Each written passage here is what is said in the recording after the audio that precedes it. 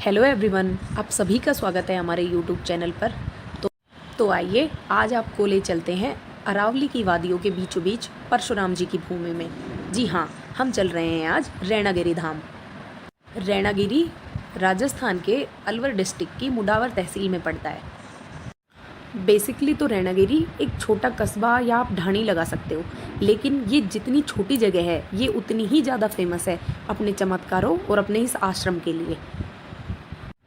तो चलिए आइए करते हैं इस आश्रम के दर्शन, जो कि फेमस है शीतल दास जी महाराज की स्टोरी के लिए। आश्रम पहाड़ों के बीचों बीच स्थित है, जो कि बहुत बड़े एरिया में फैला हुआ है। पहले इसको परशुराम भूमि के नाम से जाना जाता था, क्योंकि परशुराम जी की माता का नाम रेणुका था। धीरे धीरे रेणुका से इस जगह का नाम रैनागिरी पड़ गया। आप जो अभी ये सामने आश्रम देख रहे हैं, ये काफ़ी बड़े एरिया में फैला हुआ है। आप जब साइड में जाएंगे तो यहाँ पर परशुराम जी की एक बहुत बड़ी प्रतिमा भी बनी हुई है। आश्रम के अंदर ही एक बहुत बड़ी गौशाला भी है और घोड़ों को रखने के लिए एक अस्तबल भी है, जो कि आप वीडियो में आगे देखेंगे। अब इस भूमि को जाना जाता है परशुराम जी की भूमि के नाम से, और ये आश्रम फेमस है शीतल दास जी महाराज के नाम से। तो परशुराम जी से लेकर शीतल दास जी महाराज तक की जो स्टोरी है वो हम देखते हैं। कहते हैं बहुत समय पहले यहाँ पर शीतल दास जी महाराज आए थे। उन्होंने यहाँ पर आके बहुत लंबे समय तक तपस्या करी। उस टाइम ये एक बहुत बड़ा वन हुआ करता था। जब उन्होंने बहुत ज़्यादा लंबे समय तक तपस्या करी, तब परशुराम जी ने उनको दर्शन दिए और कहा कि तुम यहाँ पर एक आश्रम का निर्माण करो, जो कि तुम्हारे नाम से जाना जाएगा। यहाँ पर आने वाले भक्त की हर मनोकामना पूरी होगी। बस तभी से ये शीतल दास जी महाराज जी के नाम से फेमस है। यहाँ पर फाल्गुन में एक बहुत बड़ा मेला भी भरता है। लोकल्स की यहाँ बहुत ज़्यादा मान्यता है। कहते हैं कि यहाँ पर आने वाले की हर मनोकामना पूरी होती है। यहाँ पर लोग दूर दूर से भी आते हैं और कहते हैं कि यहाँ से कभी भी कोई खाली हाथ नहीं गया। अब शीतल दास जी महाराज कौन थे, आइए जानते हैं उनके बारे में। ऐसा कहते हैं कि शीतल दास जी का जन्म रसगढ़ के एक ब्राह्मण परिवार में हुआ था। रसगढ़ अलवर डिस्ट्रिक्ट में ही एक जगह पड़ती है, जो कि मुडावर से कम दूरी पर ही है। शीतल दास जी महाराज का जो नाम था वो हरदेवा हुआ करता, मतलब कि पहले इनको हरदेवा नाम से जानते थे। ये अलवर नरेश के सिपाही हुआ करते थे और जयपलटन में ये नौकरी किया करते थे। कहते हैं कि ड्यूटी के बाद ये भूरा सिद्ध जाते थे और वहाँ पर जाकर रामायण पाठ किया करते थे। भूरा सिद्ध मेन अलवर डिस्ट्रिक्ट में एक जगह पड़ती है। ये इनका रोज का काम था कि इनका ये ड्यूटी से ऑफ होने के बाद रोज भूरा सिद्ध जाकर रामायण पाठ किया करते थे। ये हनुमान जी को बहुत मानते थे।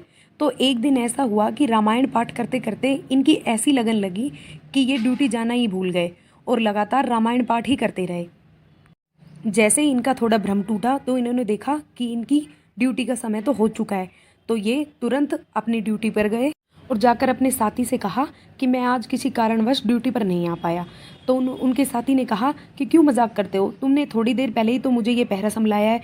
उनको ऐसा लगा कि ये मुझसे मजाक कर रहा है, तो वो अपने अफसर के पास गए। तो जैसे उन्होंने अफसर से कहा कि मैं आज किसी कारणवश अपनी ड्यूटी पर नहीं आ पाया, तो अफसर ने कहा नहीं, मैंने तुम्हें आज देखा है, तुम अभी तो अपनी ड्यूटी कर कर गए हो। तो शीतल दास जी महाराज को बहुत अचरज हुआ और वो वापस भूरा सिद्ध आए। भूरा सिद्ध आकर उन्होंने वहाँ पर गरीबदास जी महाराज से सारी कथा को सुनाया। तो गरीबदास जी महाराज ने कहा कि यह सब तो हनुमान जी की कृपा है। ये सब सुनते ही शीतल दास जी महाराज ने सोचा कि हे प्रभु, ये आपने क्या किया, और बस तभी से उनका मन वैराग्य की तरफ चल दिया। कुछ समय बाद वो गरीबदास जी के शिष्य बन गए और वहाँ उन्होंने कुछ समय व्यतीत किया। तो एक बार वो धीरे धीरे विचरण करते करते इस वन में आ गए। ये रैनागिरी जगह पहले एक वन ही हुआ करता था। फिर उन्होंने यहाँ पर आकर बहुत लंबे समय तक तपस्या की और उनकी तपस्या से प्रसन्न होकर ही परशुराम जी ने उनको दर्शन दिए। बस तभी से इस आश्रम का निर्माण हो गया। अगर आप लोकल से पूछेंगे तो वो इस स्टोरी को कुछ ऐसे बताते हैं कि इधर बराबर चल रहा रामायण सत्संग, पहरा बदली का भगवान ने खेला ऐसा रंग, देखा तन में शिष्य को रामायण के रंग, दर कांधे बंदूक को जा पहुँचे बजरंग, बजरंगी पहुँचे पहरे पर देखा सबने शीतल आया, लग सका न कोई मरम भेद साथी को पहरा संभलाया, इधर कथा कहते कहते रामायण का विश्राम हुआ और सैनिक को अपने अचल कर्तव्य का ध्यान हुआ। जो आप वीडियो में महाराज जी को देख रहे हैं, ये अब इस गद्दी के 5वें महाराज जी हैं। शीतल दास जी के बाद यहाँ पर ये 5वें महाराज जी हैं, जो बालका देवाचार्य महाराज जी के नाम से जाने जाते हैं। लोकल्स भी और दूर दूर से लोग भी यहाँ पर जो गौशाला है उसके लिए खूब दान देते हैं।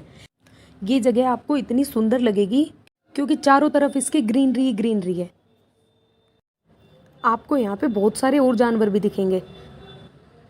पानी की और रहने की यहाँ पर पूरी व्यवस्था है क्योंकि यहाँ पर जो भी सेवाकर्मी रहते हैं उनके लिए सारी व्यवस्था की गई है।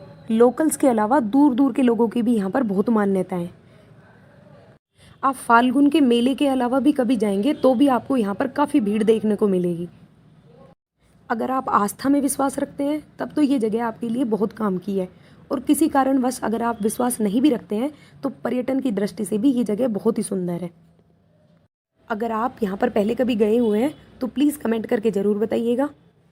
यहाँ पर घोड़ों की आपको बहुत सारी वैरायटियाँ देखने को मिलेंगी, जिनमें से कईयों ने पशु मेले में एक अच्छा स्थान भी प्राप्त किया है। घोड़ों के अलावा यहाँ पर गायों की भी संख्या बहुत सारी है, जिनकी देखरेख करने के लिए यहाँ पर काफ़ी लोग हर समय लगे रहते हैं। आपको हमारी ये वीडियो कैसी लगी प्लीज़ कमेंट करके ज़रूर बताइएगा, और अगर आप हमारे चैनल पर नए हैं तो चैनल को लाइक कीजिएगा, शेयर कीजिएगा और सब्सक्राइब कीजिएगा।